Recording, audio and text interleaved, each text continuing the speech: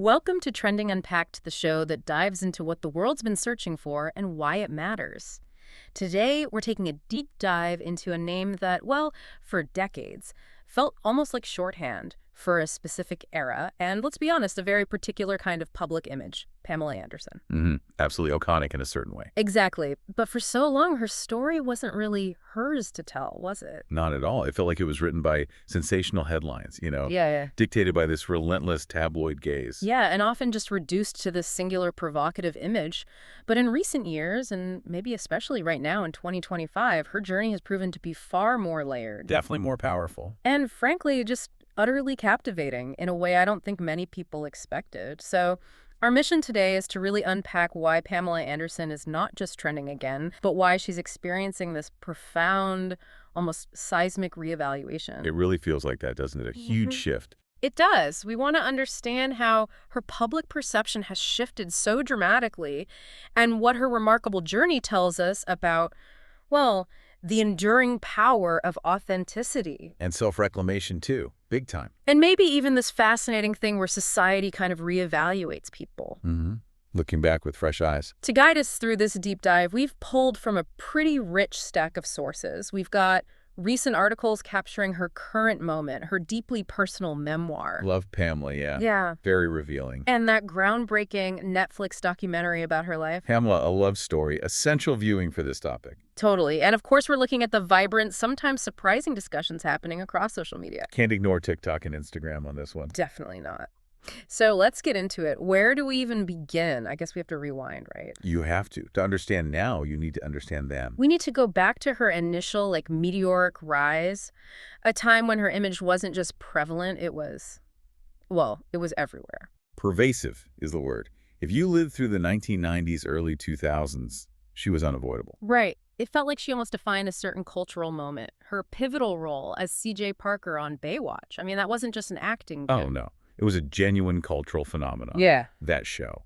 The slow-mo running. The red swimsuit. The whole aesthetic. It cemented this specific ideal of, Californian beauty and this aspirational lifestyle. It really permeated pop culture, didn't it? Shaping ideas of glamour for a whole generation. Definitely. And you can't talk about that era without mentioning Playboy. No, you can't. Yeah. Hand in hand with Baywatch was her very public, often controversial association with Playboy. Her multiple appearances, the covers. Yeah. It solidified her status as probably the sex symbol of that era. Arguably, yeah. It wasn't just the photos, was it? It was the whole persona, this archetype she came to embody. Bold, unapologetic, larger than life.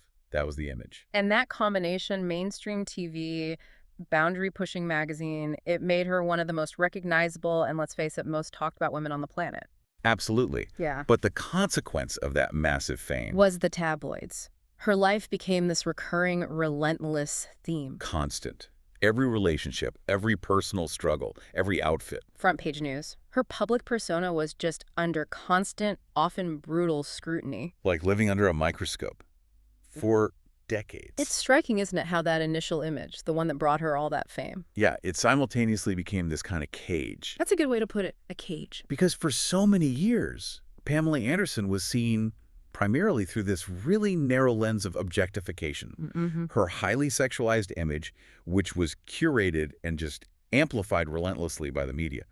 It meant her body, her beauty, they were her primary identifiers. Yeah. Almost exclusively. And that's got to be incredibly difficult for any woman in the public eye. Oh, immensely. Especially when you achieve that level of iconic status based almost entirely on a specific physical look. The struggle is huge when your appearance overshadows everything else about you. Like your personality, your intelligence. Your work ethic, your humor, your activism even. It just creates this completely unbalanced public perception. And that period was also defined by, well, scandal, wasn't it? Constant scrutiny. A relentless cycle, yeah, which constantly thrust her into the media spotlight, often for reasons that were incredibly personal and deeply invasive, Right. like the stolen tape. Right. That was huge and just handled so poorly by the media at the time. Think about the sheer intensity of that pressure back then. The idea of celebrity privacy, especially for women. Yeah. It barely existed. It really didn't. There was little understanding or even public discussion about the psychological toll it must have taken. Exactly. Personal struggles, intimate details, moments of real vulnerability, They were just stripped bare, sensationalized. Turned into public entertainment. Absolutely. It wasn't just reporting, it was dissecting people for amusement. And that created the suffocating narrative she had almost no control over, A cycle of sensationalism that just defined her public story for so long. leaving her feeling pretty voiceless, I imagine. It's hard to fathom living under that kind of constant, uninvited gaze. That's such a powerful point about the cage. So what do you think was the biggest factor that finally allowed her to start breaking free, to begin writing her own story? That's a great question. Because that established image, that perception, it was so deeply ingrained, it makes the shifts we've seen recently even more striking. Totally. It wasn't just a subtle tweak. It felt really deliberate, almost revolutionary, like you said. So the turning point, you could really argue it arrived in 2023, couldn't you? When she made this decisive move to take control. Definitely. It felt like a concerted effort, multi-pronged. Starting with Netflix documentary, Pamela, a love story. Right. And that wasn't just some PR fluff piece. No, it was described as this deeply personal, non-sensationalist retelling of her life, crucially in her own words. That was the key. It gave viewers this intimate, unfiltered look at her experiences. Finally, there was context, emotional depth, things missing from the tabloid versions. It felt like a conscious move to counter all that sensationalism that had defined her public life for decades. Absolutely. For the first time, yeah, she was in front of the camera, but this time she was holding the pen, controlling the script, so to speak. And then complementing that, in the very same year, her memoir, Love, Pamela. Which got rave reviews for its poetic vulnerability. That phrase really stuck. It did. It captured that raw, honest storytelling. The act of writing her own story, articulating her truth. It gave even deeper insight, didn't it? Into her thoughts, feelings, struggles, triumphs. And it felt authentic because it wasn't ghostwritten. It was her voice. That literary effort worked perfectly with the documentary, offering another powerful layer of authenticity, control over her narrative. And the sheer volume of it, doc and book, bam, bam, almost simultaneously. That wasn't an accident, was it? No way. It showed this clear, concerted, really strategic effort to fundamentally reset her public image, to reclaim her identity from those imposed narratives. She wasn't just speaking up, she was creating, like, an entire archive of her truth. Exactly. A definitive account, bypassing all the old filters and distortions. A truly powerful act of self-authorship. It really was. So strategic, like you said, and brilliant in how it was executed. These foundational pieces, the book and the doc, they let her really lay claim to her past, contextualize it, present it on her terms, offering that resilience narrative that was missing. But it wasn't just the words, was it? As powerful as they were. No, and this is where it gets maybe even more interesting visually. It was her visual transformation, her physical presence in the public eye. That's what truly ignited a global conversation. Made her resurgence just undeniable. In a way words alone might not have. It was a statement that transcended language. You're talking about the makeup-free appearances. Absolutely. The now iconic makeup-free appearances at Paris Fashion Week. Right. Both 2023 and 2024. Which, for a woman who was, for decades, the symbol of meticulously crafted glamour. Right. Always highly stylized. Her deciding to show up at major fashion events, the very epicenter of beauty, and, let's face it, artifice. Completely makeup-free. It was such a profound statement. Deeply resonant. It wasn't just a personal choice, it felt like an act. A quiet, yet powerful act of defiance. And it just exploded online immediately. It really did. It sparked global conversations, didn't it? Not just about beauty norms and fashion and entertainment. But critically, about aging gracefully. Or, maybe more accurately, aging authentically. Yeah, in a world that demands ageless perfection, especially from women. For someone whose whole public persona was so tied to a specific, often manufactured look, embracing her natural appearance was seismic. It directly challenged those entrenched celebrity beauty standards. The pressure to conform to these unattainable, airbrushed ideals. And the images from Paris Fashion Week just spread like wildfire on social media, leading to widespread discussion, reflection, and honestly, this wave of admiration. It felt almost like a collective sigh of relief, didn't it? It did. A moment of true authenticity that just resonated deeply with millions. Yeah. And it wasn't just the public reacting. Other celebrities chimed in too. Yeah. Prominent women in Hollywood, like Jamie Lee Curtis, Drew Barrymore, they publicly praised her boldness, her authenticity, shared their own struggles. That validation from within the industry must have amplified the message. Definitely. It signaled this broader shift in how female celebrities are perceived and, more importantly, celebrated.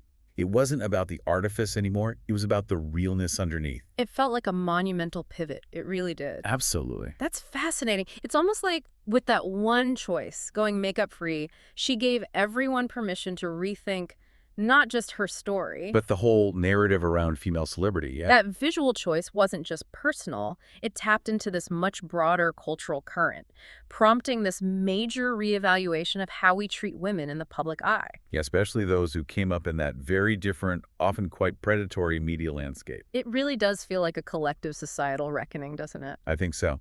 And that leads to this reframing of Pamela Anderson as, maybe surprisingly to some, a feminist icon.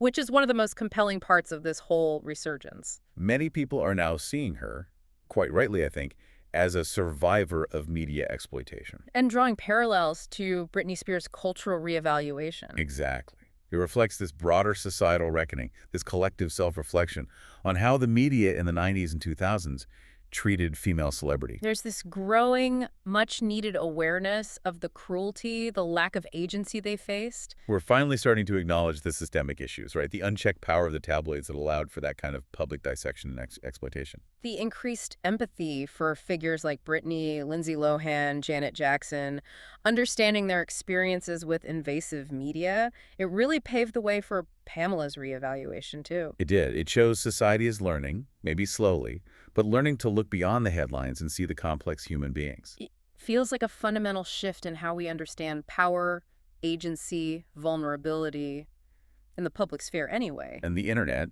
especially social media, has played such a crucial transformative role in this. Oh, absolutely. If you spend any time on TikTok or Instagram, It's flooded. Fan edits, tribute videos, those side-by-side comparisons of her past versus present, often set to really empowering audio. It's fascinating. Social media has become this powerful tool for collective reappraisal. It lets younger generations who maybe Yeah.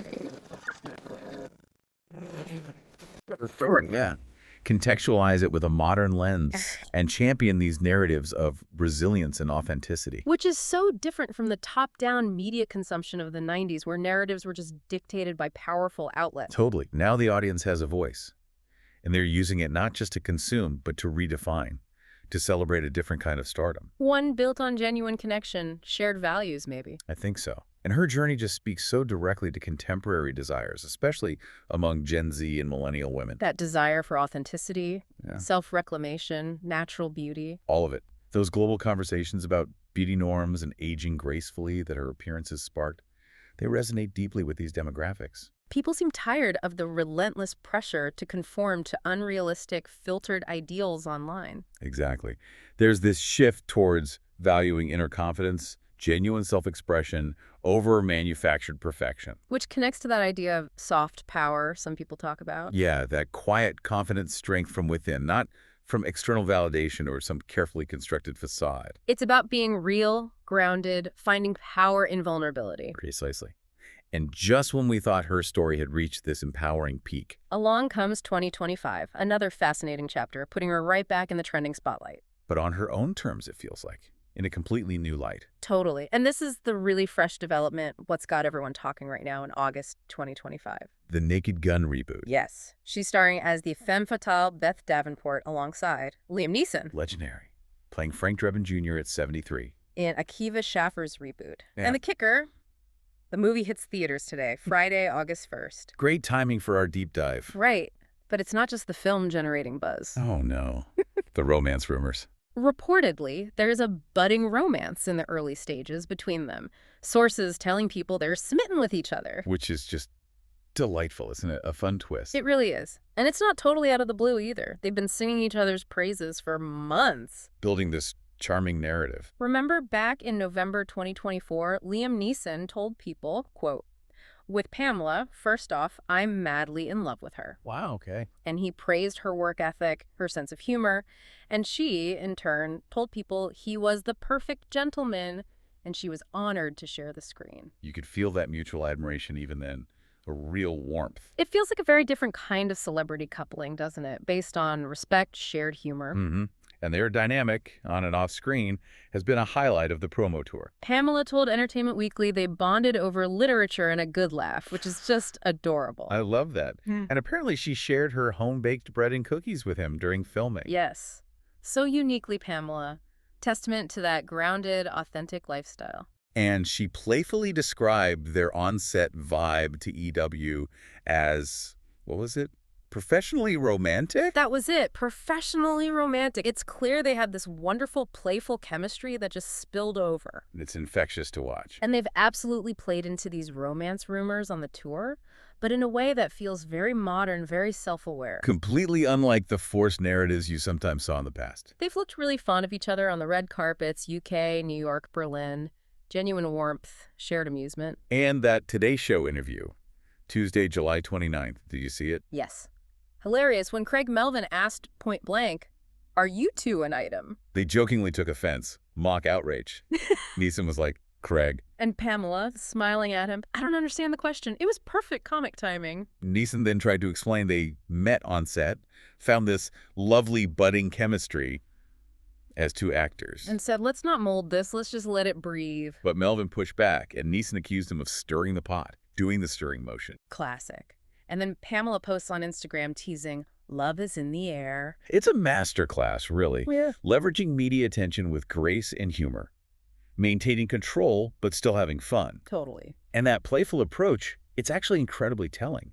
It showcases her continued comfort, her profound control in the public eye now. Right. She's using the media attention for the film, sure.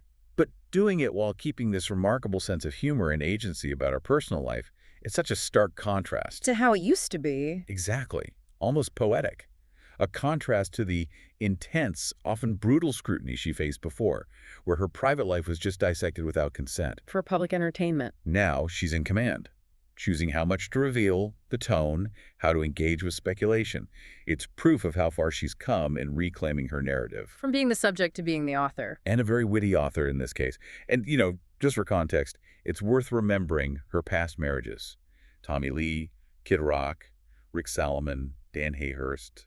And Liam Neeson, of course, was famously married to Natasha Richardson, who tragically passed away in 2014. Right. So both come into this speculated new chapter with these rich, complex personal histories, which adds another layer of depth to the public interest. This whole current development, these lighthearted romance rumors, it's not just fleeting news, is it? No.